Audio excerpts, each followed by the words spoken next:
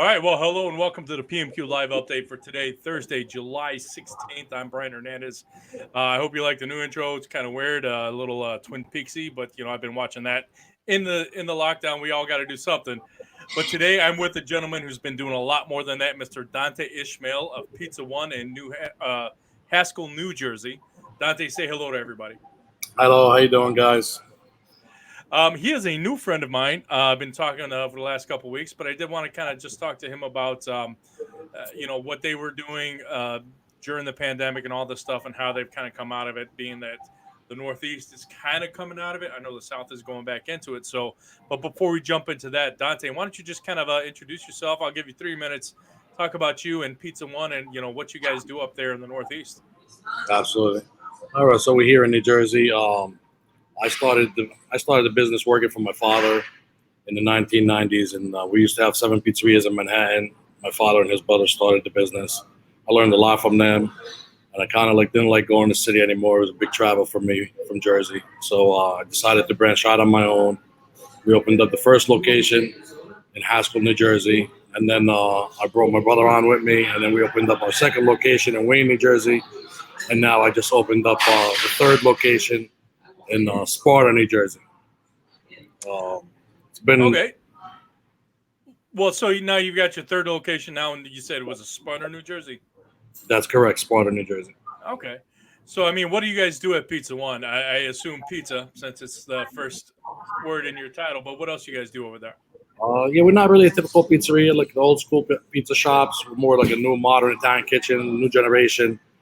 We specialize in a lot of fancy salads, a lot of paninis, wraps, burgers. We try to use the highest ingredients, try to take the all natural route from using the grande cheese, Stanislaus sauces, all the good stuff. Oh, Stanislaus too. Yeah, and Grande, I did want to thank them for actually putting me in touch with you. Thank you all our friends over there at Grande. But you kind of jumped out at me. I have another list of people I want to get to, but so you got Grande cheese, Stanislaus sauce. Sounds like you got a good quality product up there. It says you moved down. Your family moved down from New York to New Jersey. What was the reasoning behind that? Just the city's too crowded. New Jersey is more like easier pace. I hated the commute in the city, taking the subways and taxis, and it was just a lot. It wasn't for me. Okay. Well, I mean, that definitely makes sense. I am definitely, again, myself, not a city person. So all right. So you guys move kind of down, get away from the city bustle, but you still want to bring the same quality product out there. Um, Now let's flash forward another 20 years, 30 years almost at this point, from the 90s to right now. Um, we have a pandemic. Everything hit. You guys were kind of at the epicenter up there, right at the forefront of everything happening. What were some of the first changes that you made? And we're actually going to go. I mean, I know I ask everybody this, but we're actually going to evolve into what they're doing now because they've. I don't want to say they beat it, but they're controlling it. So, what was some of the first changes you made as soon as stuff started getting real? I mean, be it government mandates or whatever. But what was the first change you made in the actual restaurant? First changes we really made, we had to come up with curbside pickup. So we didn't allow our customers to come in the actual store. So they order online or through our app. And then once they pull up to the parking lot, they'll give us a call, and one of our staff members will bring the food out. And then we started doing contactless delivery. You order through the app or online, and then we'll deliver the food. We'll leave it at your doorstep. Everything's already paid and taken care of. So, and the driver will just buzz the doorbell, and just walk away. All right. So, I mean, definitely curbside was one of those adaptations. Did you have that necessarily? I mean, I assumed you probably would have carry out. And We have did you carry. guys have in New Jersey? Did you have delivery up from the get go? We I did. know parking's difficult, but Yeah, we did. We did have, we specialize in deliveries and pickups mostly. And then, after we grew after the first 5 years in business, we expanded. We added dining room storage locations. okay. So you were already kind of moving towards that direction of being able to actually even manage it if it didn't happen. So, Yep. so curbside, contactless. Um, I mean, were there any other? I mean, how much dine-in did you have, and how much did that actually affect your business? I Uh, mean, because most pizzerias are very little dine-in and majority curbside or not curbside but takeout and delivery. Yeah, Was it a big change for you to just it kind was. of cut out dining? It was a big change, especially like for lunch hours, because we had a lot of Mm. customers that come in, eat salads, wraps, or paninis, for lunch, quick bite, besides pizza. So we had to cut all that out and close our dining rooms down. So it was a big, we did lose 50% of the business the first 2 weeks in business when the whole COVID-19 hit. It was a big challenge. Business really slowed down. People panicked. We did too, to be honest. We didn't know what to do at first. Did you reach out to your customer base through social media or anything like that when it first started happening, trying to get ahead of? You realized that, like you said, it kind of took everybody by surprise. Were you trying to reach out ahead of time and say, "Hey, look, bear with us. We're adjusting just like you, but we're going to be here." Did you control that message? Absolutely, we did. We did. We did first through social media. We also use our email database that we collect from our customers and our text messages that we use to reach out to our customers right away.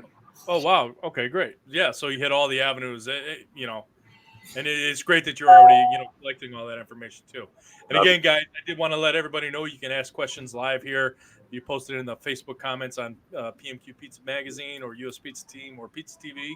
Um, we are going to get to the evolution of where he's at now. So we're just kind of covering the bases right now. But think of your questions. Listen to what Dante has to say.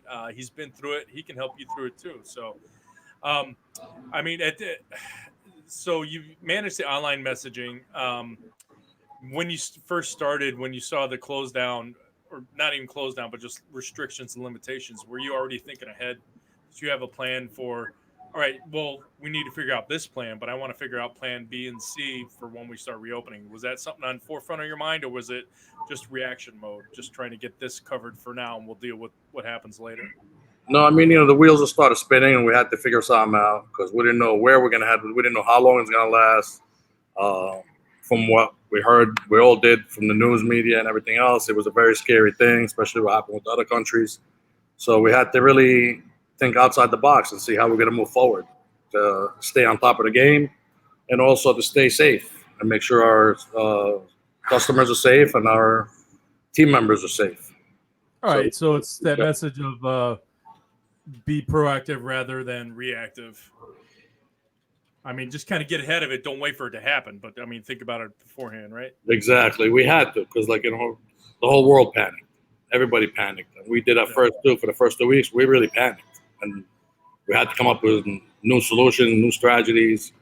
To make sure a lot of people were getting laid off from work, and so we had to do special deals, special discounts to our customers, special menu packages, and to reach out our customers on a daily basis because we understood everybody panicked. People might not have the finances to support eating out, so we had to really, change the whole operation.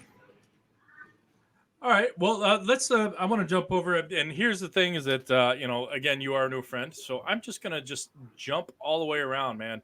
I know I sent you kind of an outline, but I want to talk about stuff that's kind of new for other people because they've heard about adjustments and stuff like that. But I'm focusing right here on this page right here. You want to thank all our customers for making the grand opening of our Sparta location such a success, and that was one day ago. So in the midst of all of this, you are actually still opening up locations. Absolutely. How do you manage trying to? Because I know there are other people who are in the midst of plans, and some people put them on hold. Press pause. I mean, how are you guys managing opening up of a new location? Did you put it on pause, or did you just muscle through it and say, if we open in this, then the rest of business is going to be a breeze? How'd you manage that? We muscled through it pretty much. We didn't want to stop. We knew we had a good product. We knew we can reach our customers. We know we can make a lot of people happy. We knew we had, very competitive with prices. We have a good buying power for food, for cheese and sauces and all the stuff we need, the products we need.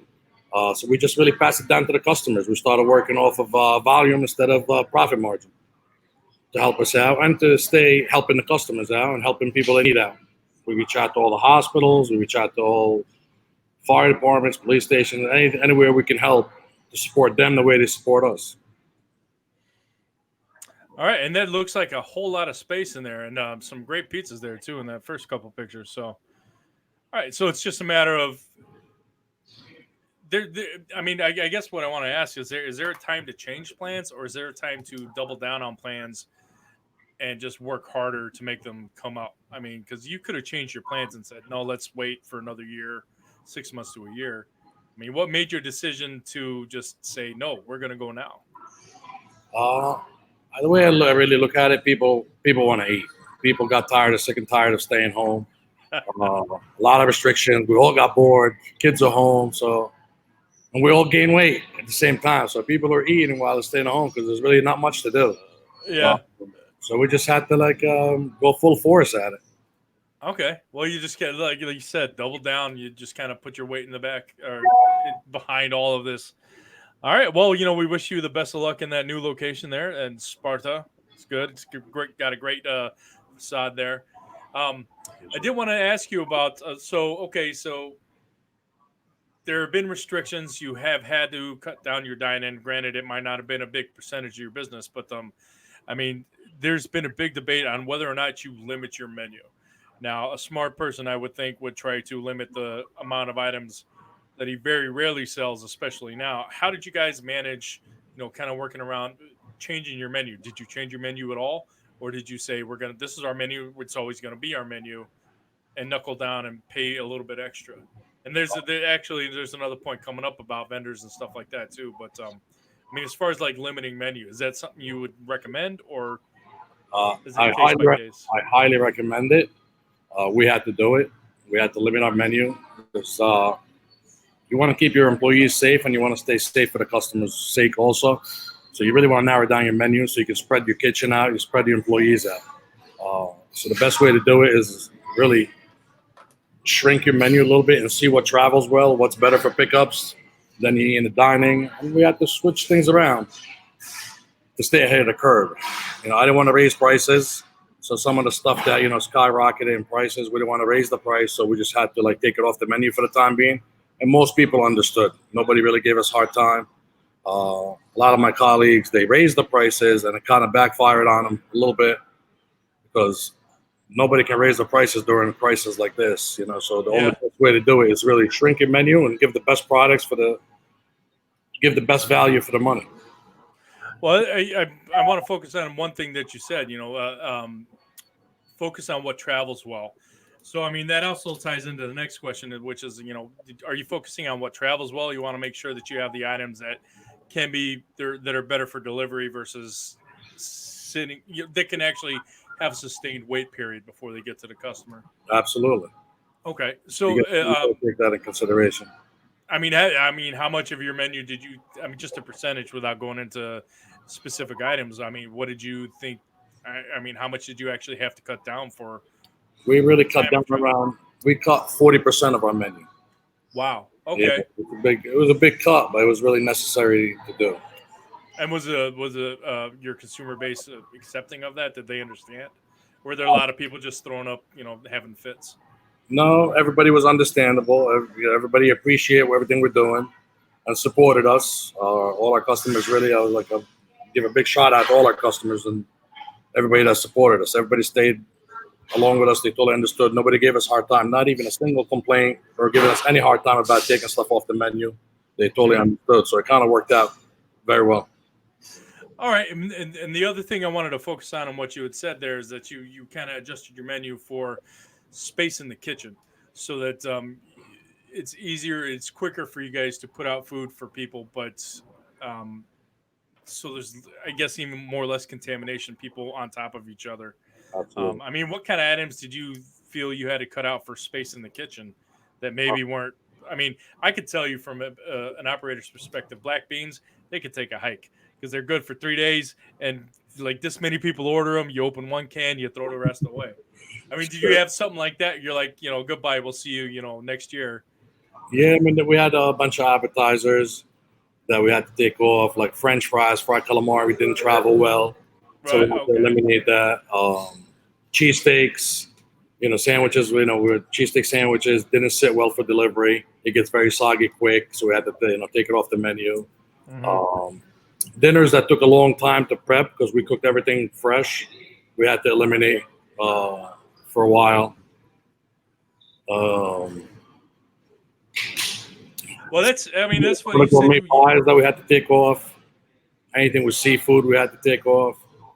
Yeah, I mean, well, that's a huge chunk of your menu, regardless. You said 40%, but I mean, those are like big entree items. So you got rid of French fries and stuff like that. And I'm going to ask this before we get on to the next point.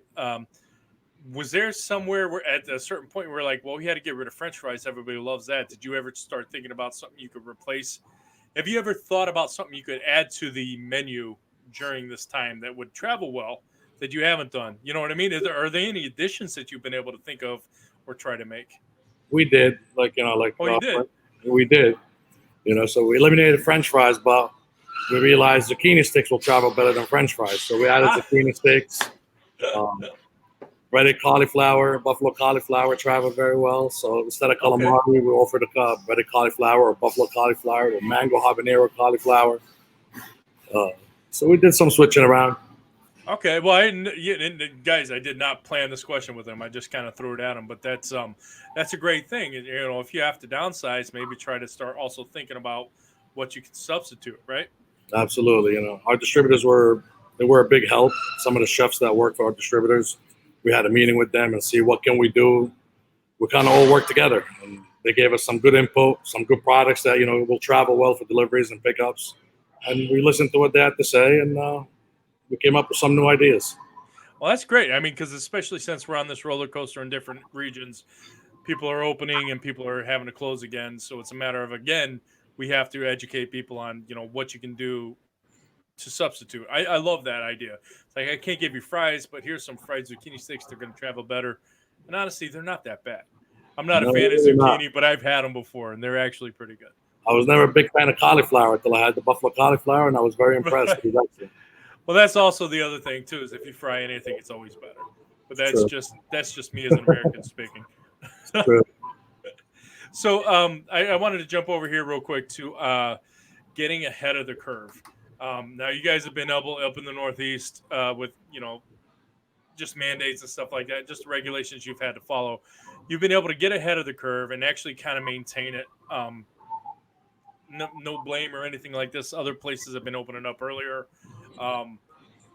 with less than stellar results just because of that.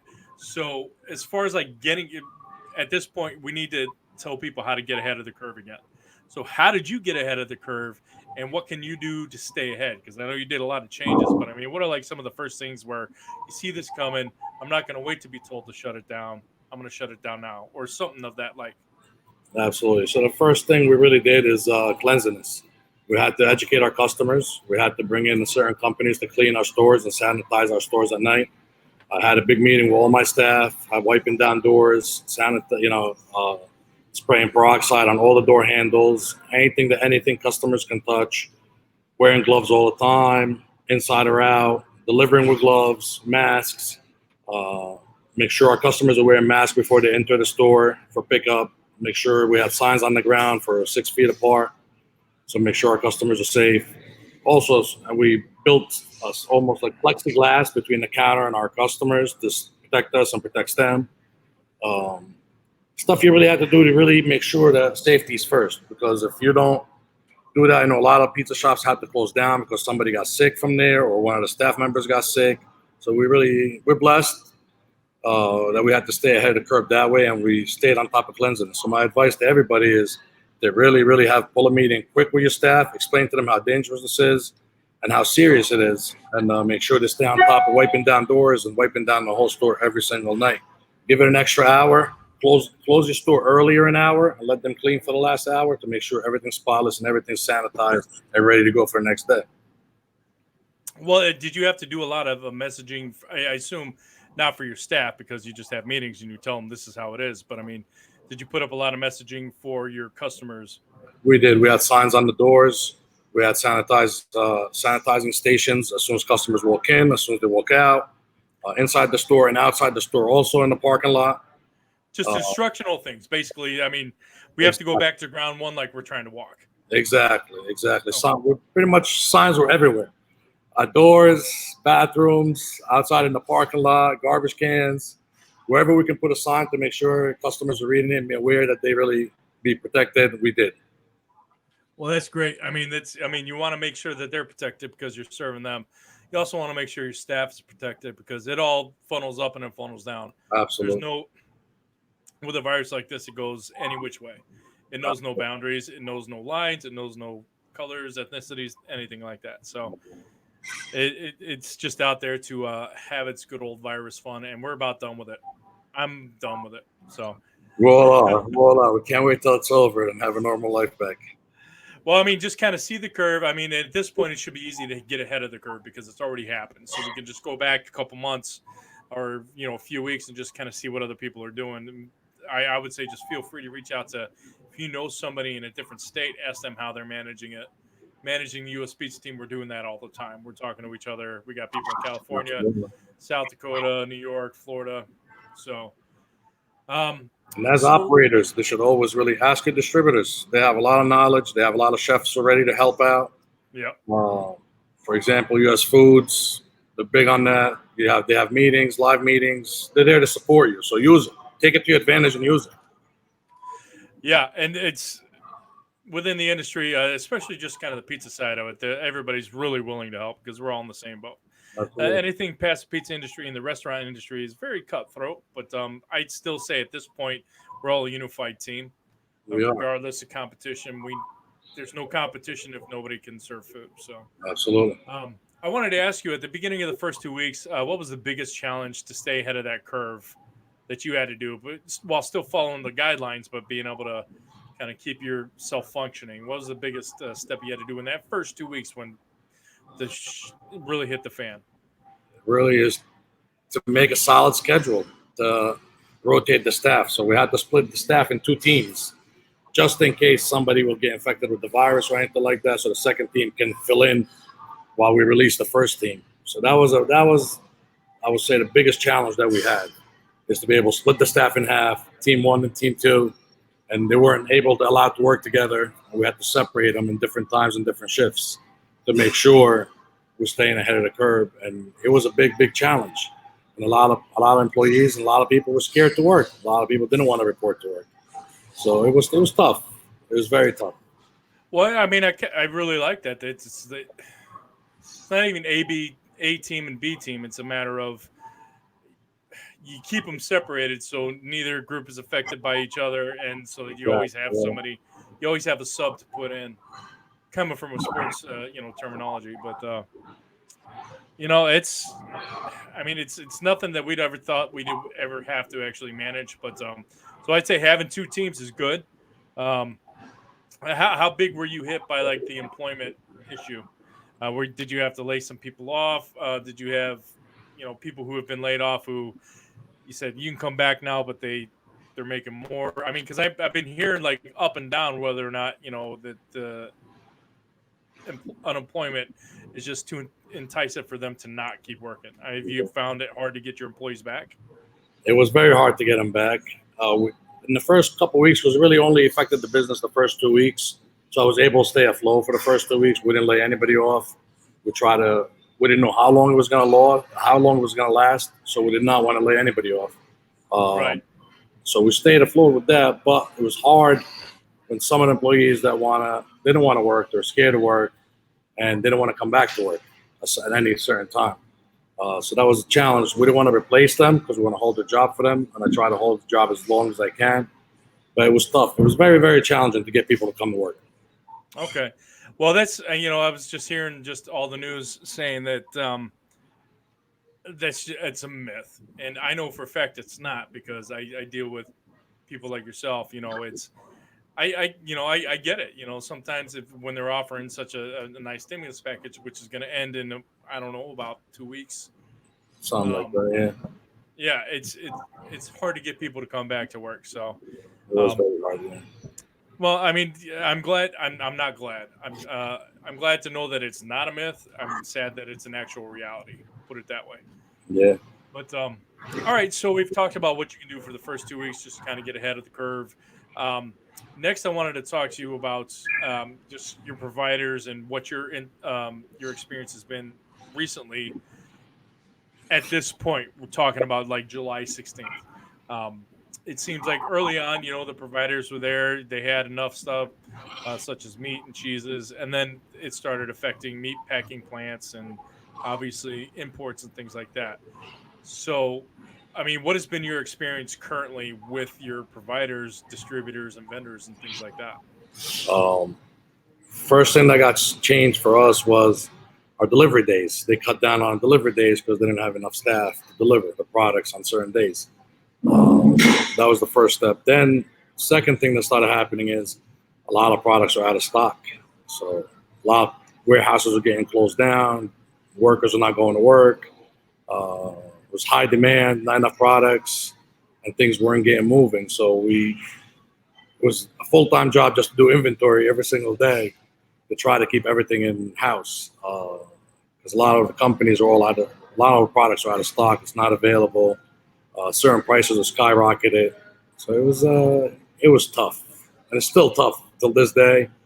Yeah. And, I'm scared that's only going to get worse once indoor dining opens up and all the restaurants open back up. It's not going to be enough supplies because we're struggling as it is right now. Yeah.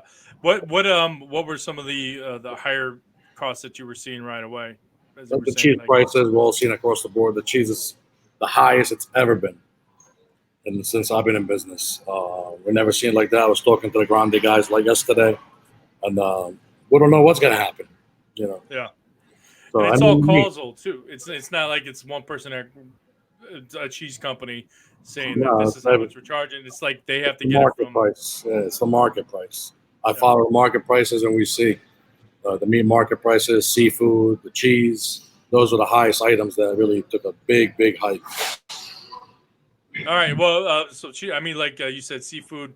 What about like meats and things like that? Yeah, all our pork products. Pepperoni was hard to keep. Ham, our Boar's Head guys couldn't supply us with any ham, pastrami. So it was a lot of pork, beef, steaks, seafood, um, a sausage. We couldn't get sausage to put on pizza. So that was tough. So did you see this kind of come? I don't want to say it's like in a full on wave or come gradually. You could kind of see it coming. I mean, they're a little bit behind us, and of course, we're not going to be ordering as much, and they're still trying to sell as much. And then obviously, when we need it, they're kind of being hit because they've lowered their expectations. I mean, is it across the board? What can we do to kind of ration that? I mean, aside from like adjusting our menu, what are you guys doing?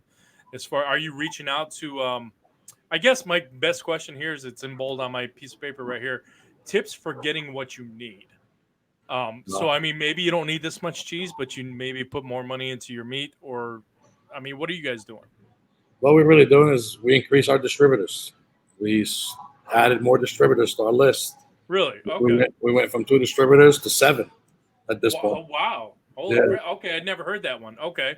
So what do you think the benefit is to go from like 2 to 7? Is it do you plan to keep them like throughout? And again, since you're live, you don't have to answer this, but I mean, Yeah, so you went from 2 to 7 to kind of fill in the gaps. Is what you're absolutely. saying. Yeah, I had to because I couldn't because you don't know what's coming in, what's not coming in. One day you might have cheese, the next day you might not have. One day you might have pepperoni, the next day you might not have pepperoni. So like, what are you supposed to do at that point? So we really reach out to our distributors, make sure they let us know if some items are out of stock, and whenever the item comes in out of stock, we'll try the next distributor. So we added a few more distributors, and so far it's been good. It's been a challenge doing inventory because it's really tough, Yeah. but we are able to keep a lot of the products in still. Okay, so this is all in an effort to make sure that you can kind of maintain your menu and you know what your customers expect. Absolutely. Yeah. Now there's a breaking point there at some point where you'll be like, well, I just can't. The logistics of getting this, counting it, weighing it, paying for it. You're willing to let something go, but you're doing the best you can.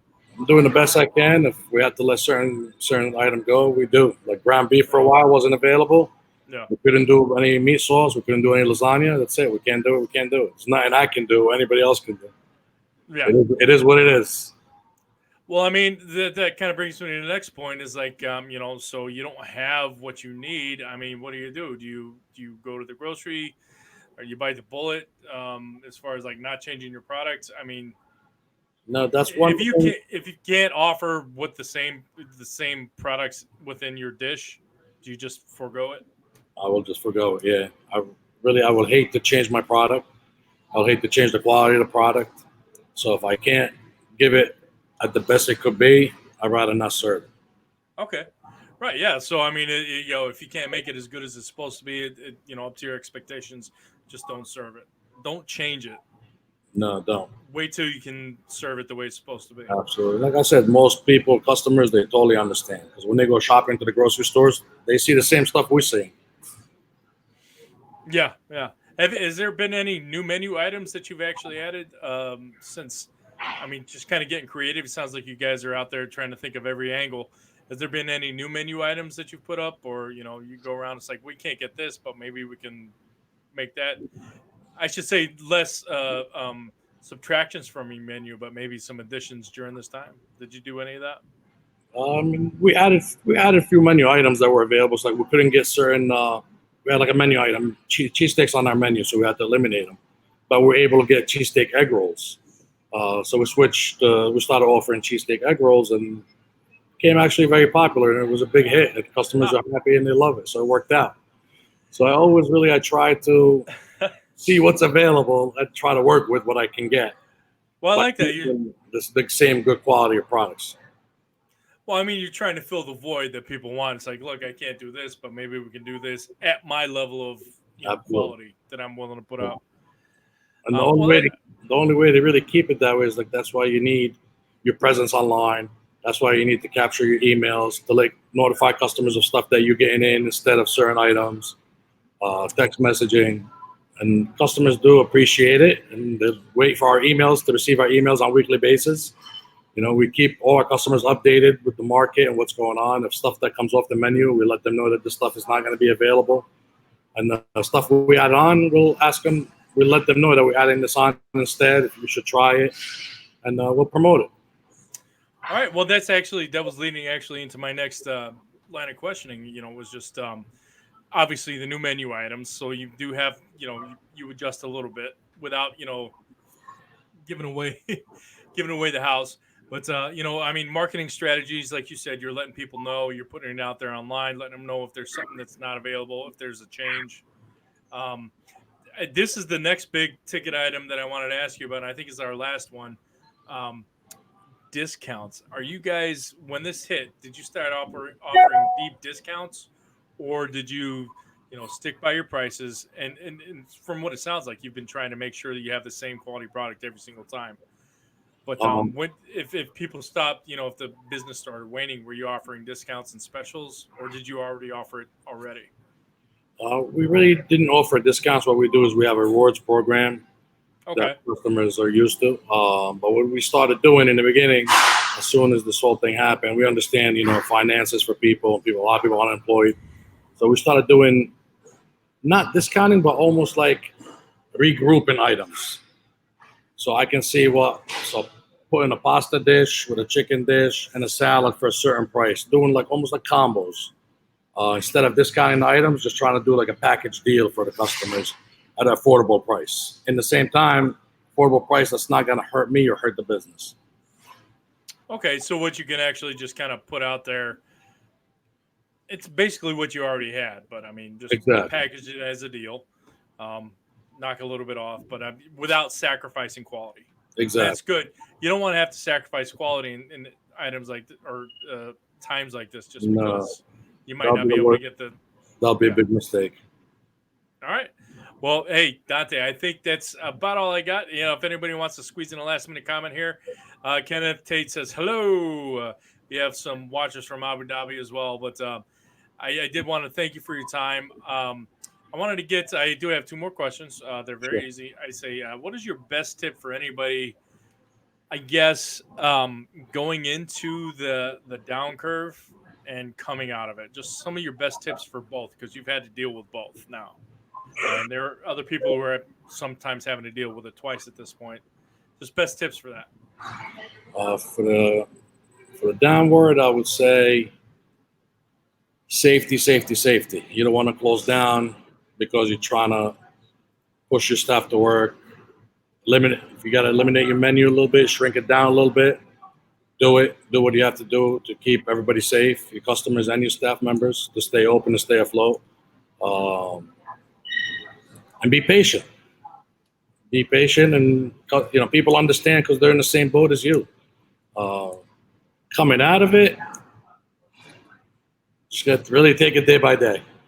There's really no, just listen to the guidelines that the state puts, the government puts for you. Follow it. Don't try to break the rules. They know more than us. And really be patient and keep educating yourself and educating your customers about what's going on. Try to pass down all the news that you receive. Try to pass it down to everybody else. And that's really it. All right. Well, you got the up and the down right there. You know, the front of the roller coaster, and then the picture that they take and they try to sell you for $70, where we're all shitting our pants. I'm allowed one cuss bomb here, so.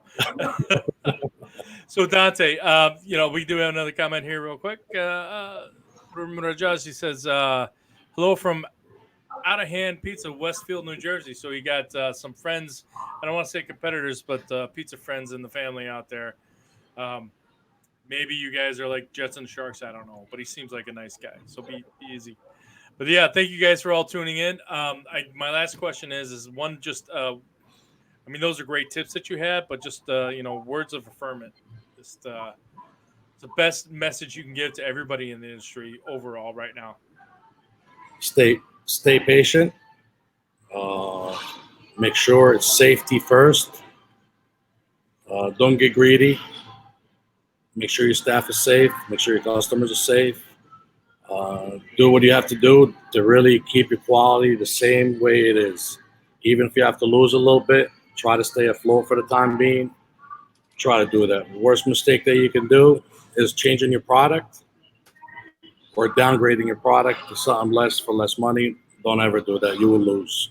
Customers know what they're eating and they appreciate everything you're doing for them. So stay with the best quality that you have and don't change a thing. All right, I like that. That's a great message to end on. Don't bend quality for anything. No. Maintain the quality as safe as possible. So absolutely, Dante, thank you so much for your time. You guys, if people want to reach out to you, what's the best way to reach out to you? Is it through the Facebook and email? Through our Facebook, our email. Here, I got it here. It's at the bottom right there, facebook.com. njpizza1.com. You can reach them at the website or the Facebook. Any messages you leave me on the website or come to me or on Facebook. I look at all my messages and I always respond to everybody. Perfect. Well, I can't wait to get up there again in the Northeast when we're allowed to start traveling safely. I will come to your shop and buy 5 pizzas. Absolutely. So. All right. Thank you, everybody, for tuning in, for all your questions and comments. I'm Brian Hernandez. This is PMQ Live Updates. I'm here with Dante Ismail of Pizza One in Haskel, New Jersey. Dante, say goodbye to the world. Thank you. Goodbye, guys. All right. Thank you so much for tuning in, everyone. We'll see you guys next time. But until then, you guys stay safe and stay sane. Absolutely.